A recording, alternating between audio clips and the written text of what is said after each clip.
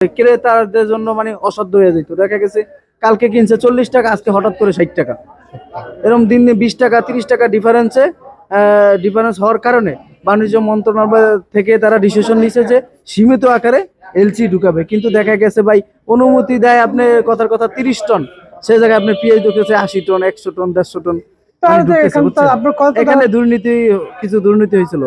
মাসুদ রানা কেমন আছেন? আলহামদুলিল্লাহ ভালো ভাই, ভালো আছেন? প্রতিষ্ঠান কেমন চলছে এই তো আপনার? আলহামদুলিল্লাহ ভাই।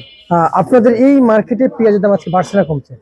পেঁয়াজের বাজার আছে একই ভাই, একটু আমদামি কম। পোর্ট বন্ধ ছিল শুক্রবার গেল, তো এই জন্য পোর্ট টোট বন্ধ, এলসি পেঁয়াজ একটু কম ঢুকছে, দেশি পেঁয়াজের আমদামি কম। তবে বাজার তেমন একটা বাড়ে না, বাজার আছে একটু। আচ্ছা আচ্ছা আচ্ছা। মানে বাজারে পেঁয়াজের আমদামি কম? হ্যাঁ, আমদামি কম। বেচা বিক্রি আজকে কেমন হইলো? বেচা বিক্রিও তেমন একটা বেশি না, মোটামুটি টুকটাক আছে। মোটামুটি টুকটাক আছে। হ্যাঁ ভাই। এই পেঁয়াজের বাজার আদৌ কি আসলে সামনে পেঁয়াজের বাজার দর নিয়ে আদৌ সামনে আগানো সম্ভব? সামনে ভাই জানুয়ারি 16 তারিখ পরে বোঝা যাবে, কারণ বিগত যে আইপি গুলো আছে এগুলো আপনার 16 তারিখ পর্যন্ত মানে মেয়াদ আছে। তারপর যদি নতুন করে আইপি দেয় তাহলে পেঁয়াজের বাজার কমতেও পারে, আর যদি না দেয় তাহলে পেঁয়াজের বাজার বাড়তেও পারে। হ্যাঁ। আমাদের দেশের কৃষকরা আসলে যা গুঞ্জন উঠিয়েছেন হ্যাঁ। যে এই এলসি দিয়েছে একমাত্র ঘুষ খেয়ে, আর কোনো কারণ ছিল না। কিন্তু এই বিষয়ে আপনি তো একজন ব্যবসায়িক প্রকৃত, আপনি কেমন বুঝতেছেন এটা কতটুকু সত্য ছিল? এটা হচ্ছে আপনার বাণিজ্য মন্ত্রণালয় থেকে তারা সিদ্ধান্ত নিয়েছে, যদি এর আগে একবার আইপি দিতে চাইছিল পরে আর দেয় নাই, তার মানে হচ্ছে যে কৃষকরা বলছে আপনারা ধীরে ধীরে বিক্রি করতে থাকেন, মানে ভোক্তা এবং ক্রেতার সাধ্যের মধ্যে। দেখা গেছে তারা হঠাৎ করে আপনার আমদানি কমাইলে হাটের বাজার 400-500 টাকা বৃদ্ধি হতো, তো দেখা গেছে আপনার ক্রেতাদের জন্য মানে অসাধ্য হয়ে যেত। দেখা গেছে কালকে কিনছে 40 টাকা, আজকে হঠাৎ করে 60 টাকা, এরকম দিন 20 টাকা 30 টাকা ডিফারেন্স হওয়ার কারণে বাণিজ্য মন্ত্রণালয় থেকে তারা ডিসিশন নিছে যে সীমিত আকারে এলসি ঢুকাবে। কিন্তু দেখা গেছে ভাই অনুমতি দেয় আপনি কথার কথা 30 টন, সেই জায়গায় আপনি পেঁয়াজ ঢুকেছে 80 টন, 100 টন, 150 টন মানে ঢুকতেছে, বুঝছেন? এখানে কিছু দুর্নীতি হয়েছিল। তার মানে আপনার কথা দ্বারা যে ঘুষ চলছে, দুর্নীতি চলছে, পেঁয়াজে আসছে, কৃষকের ক্ষতি হচ্ছে। হ্যাঁ, সিন্ডিকেট চলছে, কৃষকের ক্ষতি চলছে। কৃষকের তো ক্ষতি অবশ্যই ভাই। দিন শেষে কি আমরা সেই গরিবে থেকে গেলাম? দিন শেষে আমরা এই কাঙ্ক্ষিত এটা আমরা পাচ্ছি না, আমাদের যে কাঙ্ক্ষিত আশা আকাঙ্ক্ষা সেটা মানে ওই যে বড় দরিদ্র, হত দরিদ্র, গরিব, ঠিক আছে, নিম্নগত, আমাদের কৃষকদের দিন শেষে এটাই হয়ে গেল না? হ্যাঁ হ্যাঁ, তাই না? আমাদের কৃষকদের সামনে আগাইতে পারলো না। না, কেমনে পারলো? আচ্ছা আচ্ছা আচ্ছা আচ্ছা। আর হচ্ছে আরেকটু জানতে চাই আপনার কাছ থেকে, যেমন আজকের এই চলমান বাজারে এলসি কত চলছে? আজকের চলমান বাজারে মান বেঁধে বিক্রি হচ্ছে, বুঝছেন? এলসি যেটা ভালো মানের সেটা বিক্রি হয়েছে আপনার 55 টাকা থেকে 58 টাকা, আচ্ছা, ভালো মানেরটা। আর দেখা গেছে যেগুলা বাসি ধরা মরা আছে এগুলা বিক্রি হয়েছে আপনার 50, 48, 45, 52, মানে মানের উপর নির্ভর করে দামটা। মানে মানের উপর নির্ভর, মান বেঁধে আচ্ছা আচ্ছা আচ্ছা, মানে মান বেঁধে বেচা বিক্রি চলছে, এছাড়া কিছু না? না, এছাড়া কিছু না। আমরা যদি বলি আপনাদের এখানে আসলে যে এলসি চলছে, এলসি বেচা বিক্রি কত চলছে?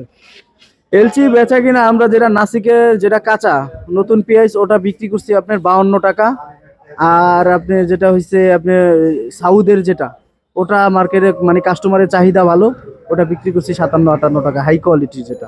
আর এমনি আপনি দেখা গেছে ভাই 42 টাকা থেকে 45 টাকা বিক্রি করছি নাসিকের যেটা পুরান, ওটা কিছু গাছ আছে কালার ভালো না, ওগুলা 42 টাকা থেকে 45 টাকা, 40 টাকা, মানে কাস্টমার যা যে বলে।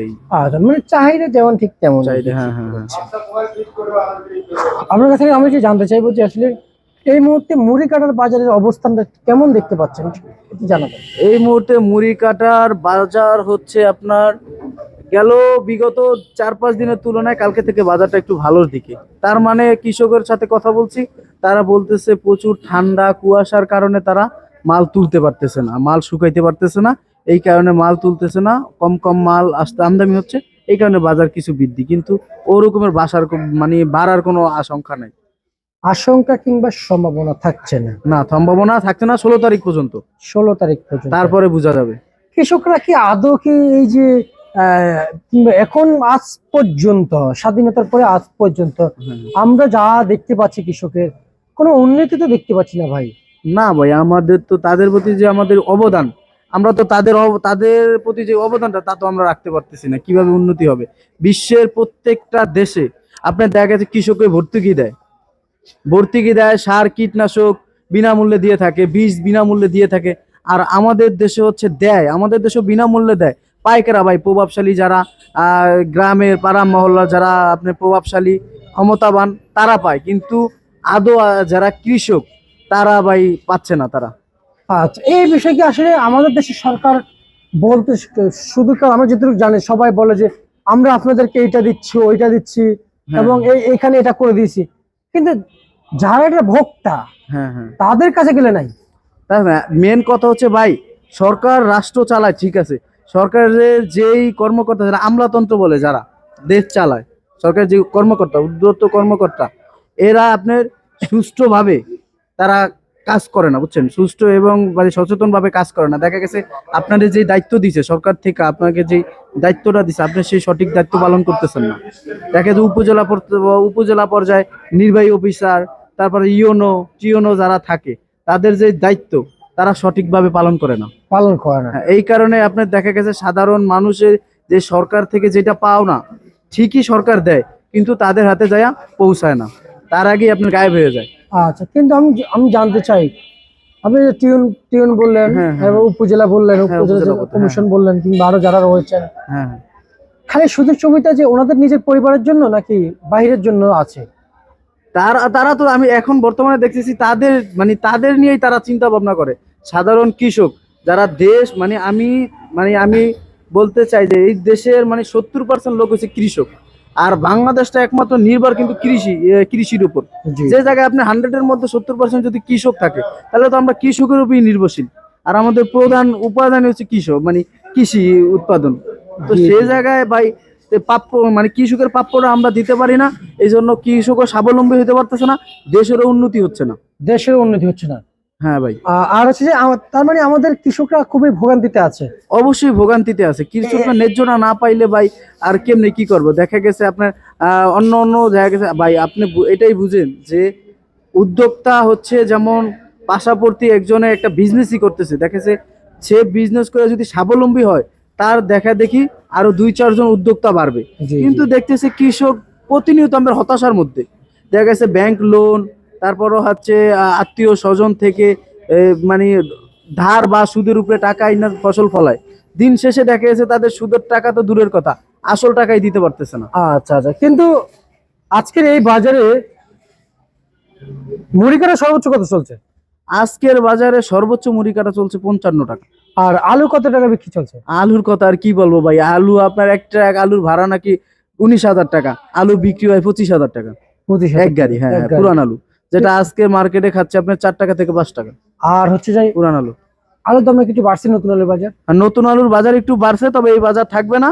এই বাজারটা বাড়ার একমাত্র কারণ অতিরিক্ত কুয়াশা পড়ার কারণে কৃষক আলু তুলতে পারে না, আমদানিটা কম থাকার কারণে চাহিদা বেশি ছিল, এই কারণে বাজার কালকে থেকে আজকে 4-5 টাকা ডিফারেন্স হয়েছে।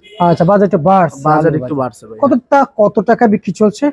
আজকে নতুন আলু বিক্রি করছে আপনার 17 টাকা থেকে 20 টাকা। রসুন কত বিক্রি চলছে? দেশি রসুনের কথা আর কি বলবো, দেশি রসুন আমি কিছু কিছু কালকে ব্যাপারীর সাথে কথা বলছে হাটের বাজার রসুনের 200-300 টাকা বৃদ্ধি, কিন্তু ভাই শ্যামবাজারে ওই রকম প্রভাবটা পড়ে নাই। শ্যামবাজারে এই আগের দামে বিক্রি হচ্ছে 42 টাকা থেকে 48 টাকা, মান বেঁধে বিক্রি হচ্ছে, কিছু মাল 55, আবার হাই মাথা বিক্রি হচ্ছে 60 টাকা। আচ্ছা আচ্ছা আচ্ছা আচ্ছা। আর আর জানতে চাইবো যে এটা হচ্ছে আজকে সর্বোচ্চ বাজার তালিকা না? আজকে সর্বোচ্চ বাজার থেকে। আপনাকে আমরা অসংখ্য ধন্যবাদ জানাচ্ছি মাসুদ রানা।